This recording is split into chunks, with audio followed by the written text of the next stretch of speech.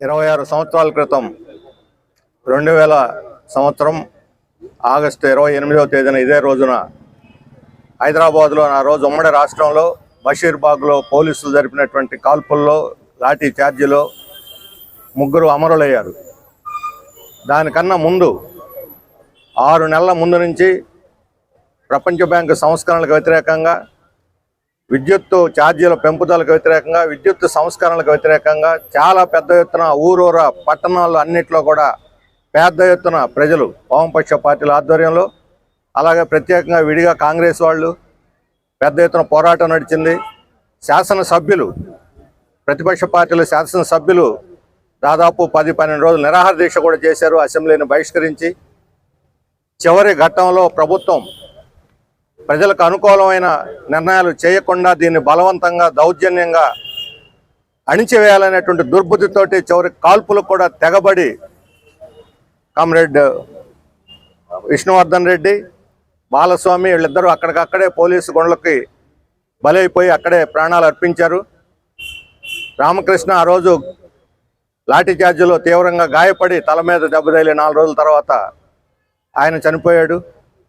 దాదాపు 22 మంది బుల్లెట్ గాయాలకు గురయ్యారు. ఇక్కడ మన ఈ రాష్ట్రంలో ఉన్నారు, తెలంగాణలో ఉన్నారు. ఉమ్మడి ఆంధ్రప్రదేశ్ యొక్క పోరాట వారసత్వంగా ఈరోజు వామపక్ష పార్టీలో ఆధ్వర్యంలో జరిగినటువంటి పోరాటం చరిత్రలో ఒక రక్తాక్షరాలతో లిఖించినటువంటి చరిత్రగా మిగిలిపోతుంది.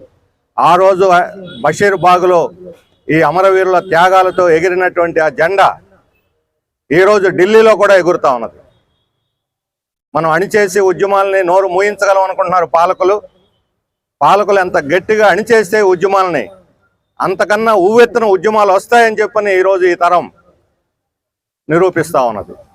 మళ్ళా విద్యార్థి యువజన లోకం విద్యా సంస్కరణల కోసం, నిరుద్యోగానికి వ్యతిరేకంగా, అవినీతికి వ్యతిరేకంగా, అన్నిటికన్నా మించి నిరంకుశమైన పాలకుల యొక్క దుష్ట పరిపాలనకు వ్యతిరేకంగా ఈరోజు ఉవ్వెత్తున తిరిగి తరలి వస్తున్నటువంటి పరిస్థితిని కూడా మనం చూస్తున్నాం.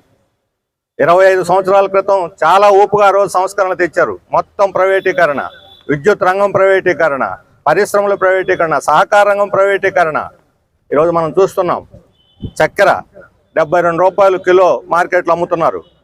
ప్రభుత్వం సరఫరా చేయటం లేదు మన రేషన్ షాపుల ద్వారా. ఎందుకు వచ్చింది ఆ దుస్థితి? ఈ రాష్ట్రంలో సహకార రంగంలో, ప్రభుత్వ రంగంలో ఉన్నటువంటి ప్రతిష్టాత్మకమైనటువంటి చక్కెర ఫ్యాక్టరీలను ఆ రోజు చంద్రబాబు నాయుడు, నిజాం షుగర్స్, ఇక్కడ మన సహకార మిల్లులు ఉన్నాయి. హనుమాన్ జంక్షన్లో ఉంది, కృష్ణా జిల్లాలోనే. పక్కన గుంటూరు జిల్లాలో ఒక ఫ్యాక్టరీ ఉంది. నెల్లూరులో, ఉత్తరాంధ్రలో ఒక ఫ్యాక్టరీ మాత్రమే మిగిలింది. అన్ని ఫ్యాక్టరీలు మూతపడిపోయినాయి. ఇప్పుడు చక్కెర దిగుమతి చేసుకుంటా ఉన్నాం. ఇదేనా భారతదేశ అభివృద్ధి అని చెప్పి మనం అడుగుతున్నాం? ఇదేనా మేడ్ ఇన్ ఇండియా అంటే? ఇదేనా ఆత్మనిర్భర్ భారత్ అంటే అర్థం? విదేశీ కంపెనీలకు భారతదేశాన్ని అప్పగించడమేనా ఆత్మనిర్భర్ అంటే అర్థం అని చెప్పి అడుగుతా ఉన్నాం. అక్కడ మోడీ పరిపాలన, ఆయన అడుగుజాడల్లో చంద్రబాబు నాయుడు గారు ఈ దేశాన్ని నడి వీధిలో ప్రపంచ మార్కెట్లో అమ్మకానికి పెట్టారు, భరత మాతని తాకట్టు పెట్టారు అని చెప్పి మనం ఈరోజు ఈ పాలకులని మీద పోరాటం సాగిస్తూ ఉన్నాం. ఆ రోజు మేడ్ ఇన్ ఇండియా అన్నారు. ఎక్కడుంది మేడ్ ఇన్ ఇండియా? మన వనరుల్ని, మన మైనింగ్, మన భూములు, మన నీళ్లు, మన గాలి, సర్వస్వాన్ని, ఇక్కడుండే బాగా లభ్యమయ్యేటువంటి సూర్యరశ్మితో సహా మొత్తాన్ని, అన్ని రకాల వనరుల్ని విదేశీ కంపెనీలకి ఎదురు డబ్బులు ఇచ్చి కట్టబెడుతున్నారు. ఇది ఎక్కడా లేదు ప్రపంచంలో. ప్రభుత్వం కాదు, ఎదురు డబ్బులు ఇచ్చి కట్టు పెడుతున్నారు. చంద్రబాబు నాయుడు గారికి ఒకటే చెబుతున్నాను నేను, రోజే పెట్టుబడిదారులు భారతదేశాన్ని ఎలా నిర్మించాలో, సోషలిజం కమ్యూనిస్టులు కాదు నేను చెబుతుంది, పెట్టుబడిదారులే భారతదేశాన్ని ఎలా నిర్మించాలో టీవీల్లో నెట్ఫ్లిక్స్ అనేటువంటి ఒక ఛానల్లో టైటాన్ వాచ్ చరిత్ర వస్తుంది. చూడండి, చంద్రబాబు నాయుడు గారు దాన్ని చూడండి. మేడ్ ఇన్ ఇండియా అంటే ఏమిటో, ఆత్మనిర్భర్ భారత్ అంటే ఏమిటో, పెట్టుబడిదారులు ప్రభుత్వం మధ్య సంబంధాలు ఎలా ఉండాలో మీకు అర్థమవుతుంది. విదేశీ కంపెనీలు కట్టబెట్టడం కాదు, భరతమాత గుండెను చేల్చడం కాదు ఆత్మనిర్భర్ భారత్ అంటే. ఆత్మను తాకట్టు పెట్టడం కాదు, భారతమాత ఆత్మను తాకట్టు పెట్టడం కాదు. ఈ మన స్వయం శక్తితో మన కాళ్ళ మీద ఈ దేశం ప్రపంచంలో గర్వంగా తలెత్తుకునే విధంగా మన శ్రామిక శక్తిని ఉపయోగించుకొని నిర్మించేటువంటి భారతమే నిజమైనటువంటి భారతదేశం. అలాంటి శ్రామిక శక్తిని అణగదొక్కి ఈరోజు పెట్టుబడిదారులకి ఊడిగం చేస్తున్నటువంటి చంద్రబాబు నాయుడు గారు, వాళ్ళ మోడీ ఈరోజు కేంద్రంలో రాష్ట్రంలో పరిపాలన చేస్తూ అదే విధానాల్ని ఆ రోజు బషీర్బాగ్లో రక్త తర్పణ చేసిన అమరవీరులు ఏ లక్ష్యం కోసం అయితే పోరాడారో ఆ లక్ష్యం ఇంకా మన ముందు మిగిలింది. కానీ ఆ రోజు చంద్రబాబు నాయుడు గారు, ఆయన బాసులు, ఆయన గాడ్ ఫాదర్లు బలంగా ఉన్నారు. కానీ ఈరోజు వాళ్ళు బలహీనపడిపోయారు. ఈరోజు వాళ్ళ విధానాలు విఫలమైనవి. పనికి రావు అని చెప్పి ప్రజలు కోడే కోస్తా ఉంది, లోకం కోడే కోస్తా ఉంది. అందుకనే ఇప్పుడు మరింత పట్టుదలతో, మరింత దీక్షతో ఈ విధానాలకు వ్యతిరేకంగా, పాలక వర్గాల యొక్క దోపిడీకి వ్యతిరేకంగా, ఈ ప్రభుత్వం యొక్క నిరంకుశత్వానికి వ్యతిరేకంగా పోరాడి ఈ సమాజాన్ని, మంచి సమాజాన్ని, ఒక ప్రజాస్వామిక లౌకిక సమాజాన్ని నిర్మించుకోవటం మన ముందున్నటువంటి కర్తవ్యం. అదే ఈ అమరవీరులకు మనం ఇవ్వగలిగినటువంటి నివాళి. ఆ రకంగా ఈరోజు ఇప్పటికీ చంద్రబాబు నాయుడు గారు వచ్చిన తర్వాత ఆయన ప్రతిపక్షంలో ఉన్నప్పుడు స్మార్ట్ మీటర్లను అపోజ్ చేశాడు, పగలగొట్టమని పిలిపించాడు ఆయన తనయుడు. ఈరోజు వాటినే తీసుకుపోయి బిగిస్తా ఉన్నారు.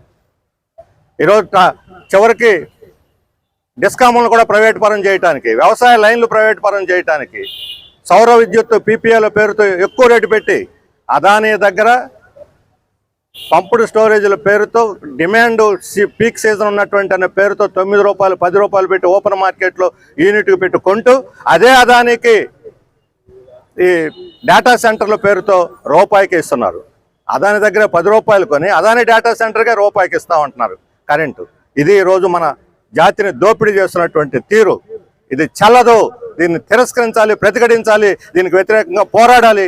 ఆ రకమైనటువంటి పట్టుదలతోటి మనం ఈ ఆగస్టు 28 ఈ అమరవీరుల సాక్షిగా మనం ప్రతిజ్ఞ పూనాలని చెప్పి మీ అందరికి కూడా విజ్ఞప్తి చేస్తూ, వామపక్షాలు ఐక్యంగా పోరాటాన్ని భవిష్యత్తులో కూడా కొనసాగిస్తాయని చెప్పి మీ అందరికి కూడా హామీ ఇస్తూ నేను సెలవు తీసుకుంటాను.